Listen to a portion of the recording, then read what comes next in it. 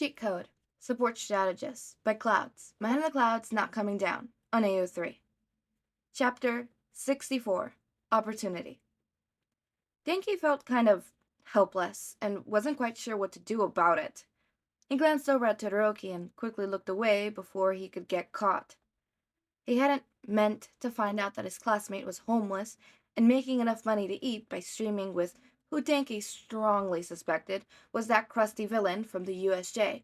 But he sometimes just liked to have gaming strings on in the background, and he'd seen these two new guys were trending, and it was pretty hilarious to watch Icy Cat fall over and over again as Dusty roasted him and kind of thought that their voices sounded a little familiar.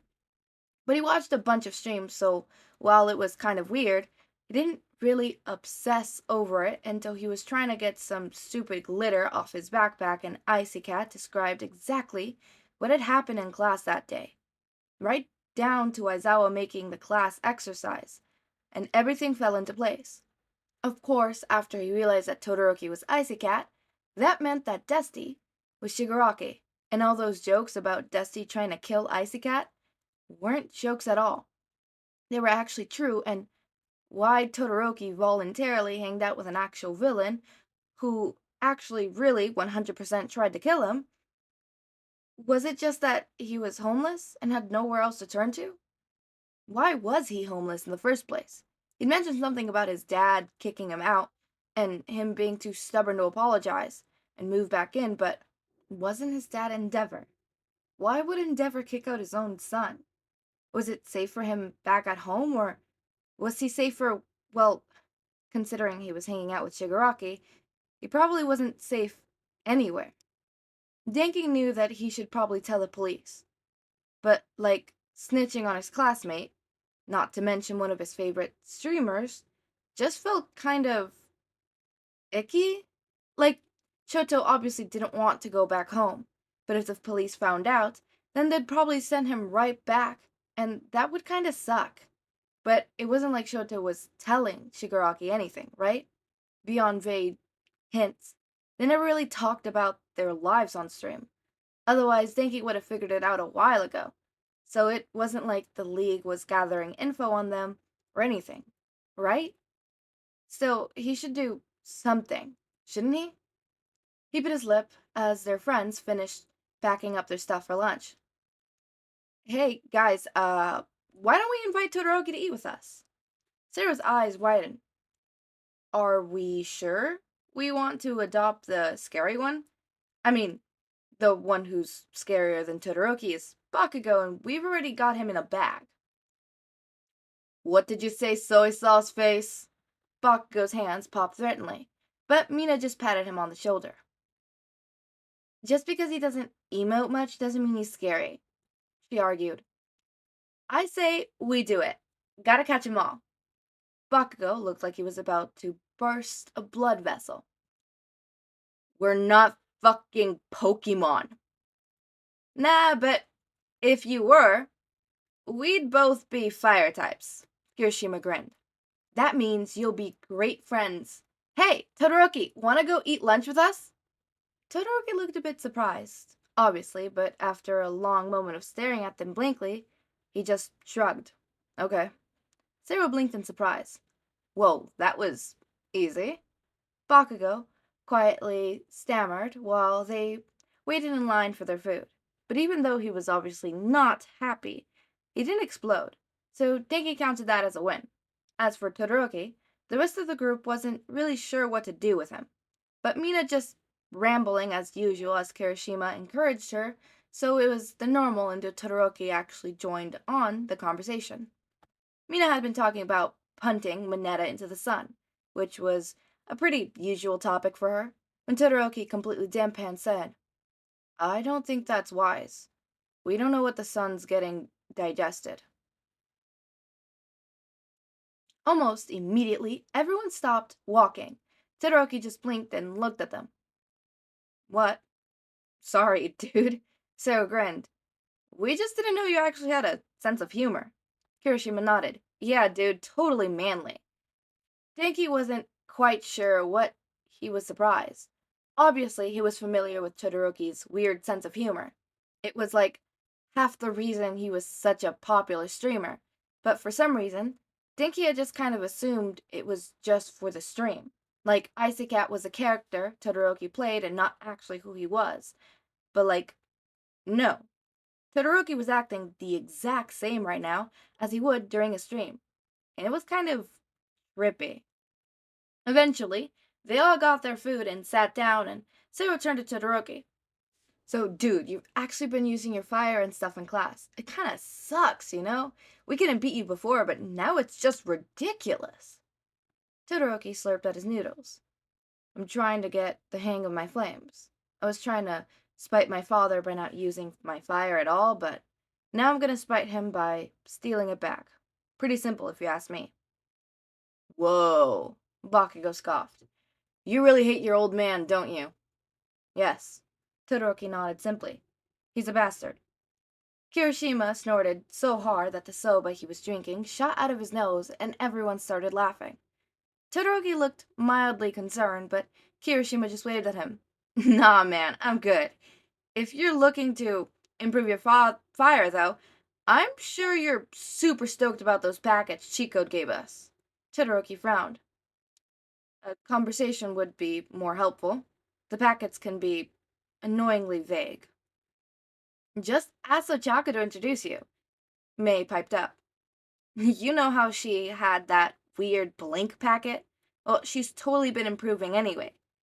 Every time we speak to her about it, she either laughs off or teleports away, but like, I'm 90% sure at this point that she's actually known the guy. Shinso probably does too, because he's just acting suspicious.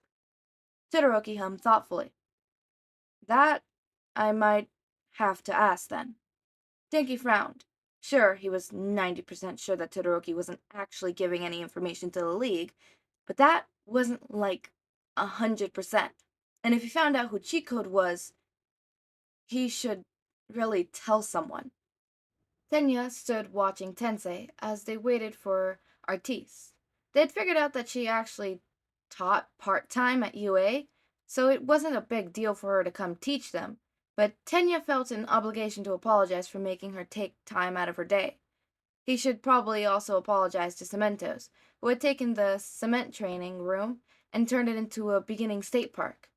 Tensei had wasted no time in exploring, almost giving Tenya a heart attack as he immediately tried to take his wheelchair over a jump. Seriously, did he not know how he could get hurt again if he did that? Thankfully, Tensei had just started rolling down some hills, which didn't seem quite as dangerous, so Tenya just quietly watched, ready to run forward and help at a moment's notice. He was also trying to stop Tensei from going towards the jumps again when the door to the training room opened and Artis giggled in. Hello, boys, she banged out. I hear I'm here to teach you how to use those wheels.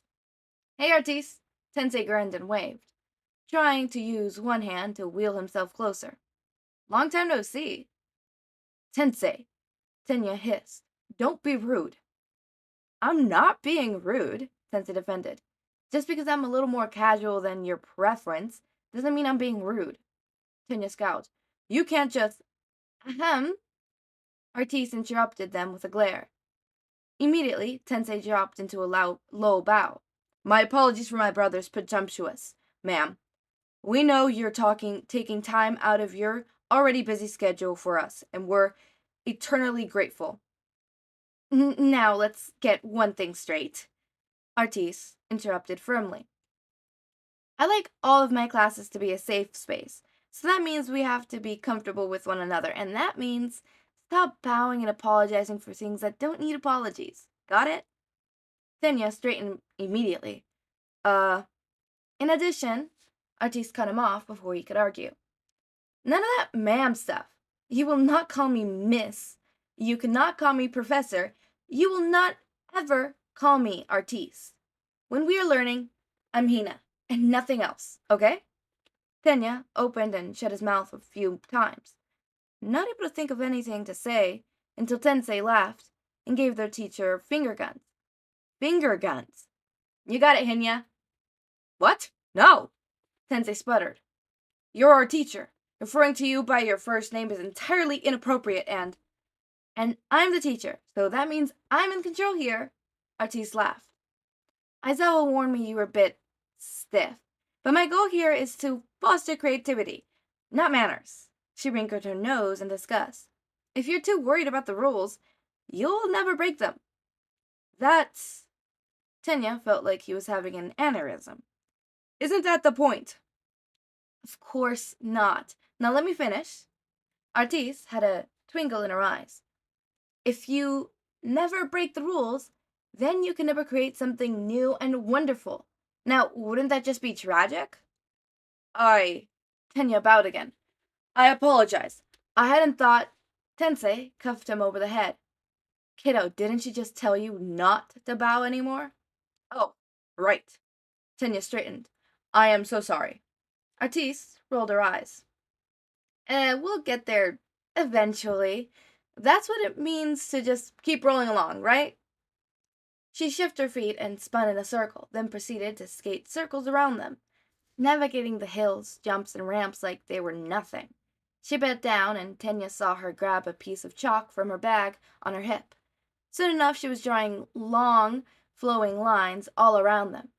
Tenya followed her movements as best as he could, but she seemed so impossible. Maybe Ashido could learn to move like that, but he was a runner, not a dancer.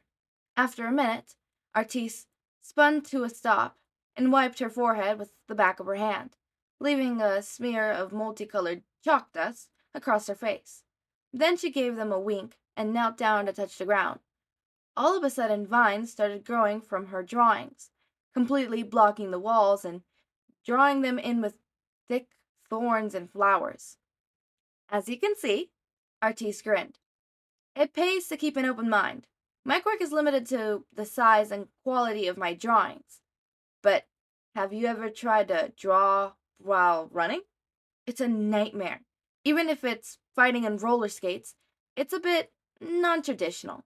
Some might even say it's breaking the rules, but it helps me make smoother lines and gives me the freedom I need to make larger drawings. There are challenges, of course, but with a little creativity breaking rules, you'll be able to figure out how to roll around all those little bumps in the road. You boys ready to get started? Tenya nodded politely, but Tensei had a different idea, cheering and whooping as he clapped, completely untethered by the fact that he was the only one making any noise. It was all Tenya could do to not die from embarrassment.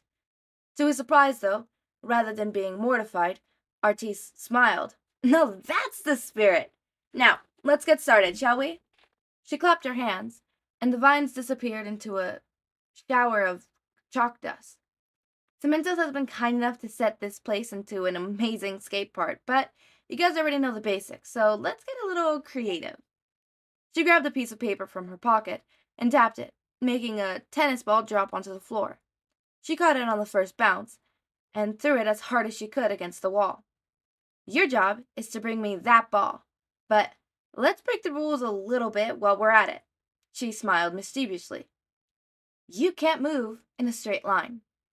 Mineta finished setting his trap and moved to perch on the top of the building while he dialed Kurogiri. From what he'd seen on the maps, this would be the perfect spot to catch that Midoriya kid on his way home from school.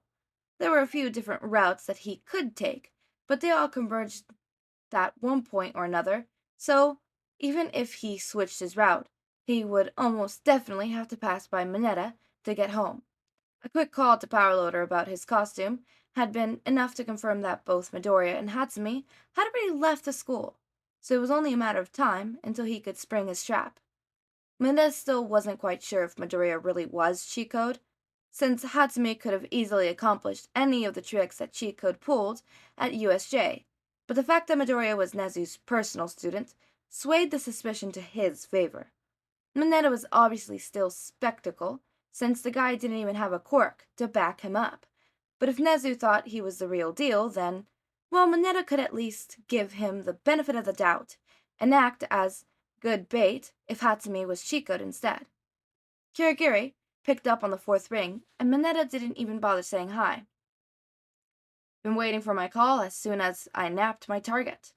I'll be needing a pickup. I'm sure Sensei will want to meet him as soon as possible. So you're capturing Chico today, I gather, Kiriguri said boredly. I suppose I should wish you luck then. Mineta scowled and hung up. I don't need his stupid luck. Who does that oversized cloud think he is, underestimating me? He shoved the phone in his pocket and popped out one ball of his head in anticipation. He'd show them that he wasn't just some child that they could ignore and push aside. He'd make them take him seriously. He'd cast cheat code and present the guy to Sensei as proof that he wasn't someone they wanted to mess with. Mineta took a deep breath. All that was left to do now was wait for his prey. Okay, we'll talk about the elephant later. I feel like I do this a lot, where it's like, they drop some big-ass bomb at the end of the chapter, and I'm like, well, we're gonna have to wait till we talk about it, because I want to talk about what happened in the beginning. So, Denki figuring out Todoroki and Shigaraki, very interesting. I hope that Denki doesn't end up telling a teacher, and then people end up thinking that Todoroki is the traitor, when in reality it's Mineta, right? I feel like Todoroki and Shigaraki have this unspoken agreement to not talk about what happens at UA or what happens in the league, because I think they genuinely just have a genuine friendship, and they're like, we're not going to use each other, right? Deal? Agreement? Unspoken rule? Let's go.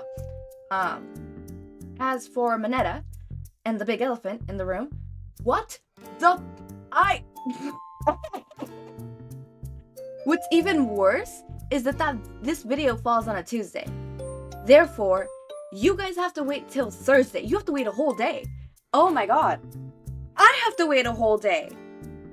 No, I don't. I could record the video right now, and I would be out of the cliffhanger. Ha. Perks of being the recorder. Perks of being the YouTuber. Let's go.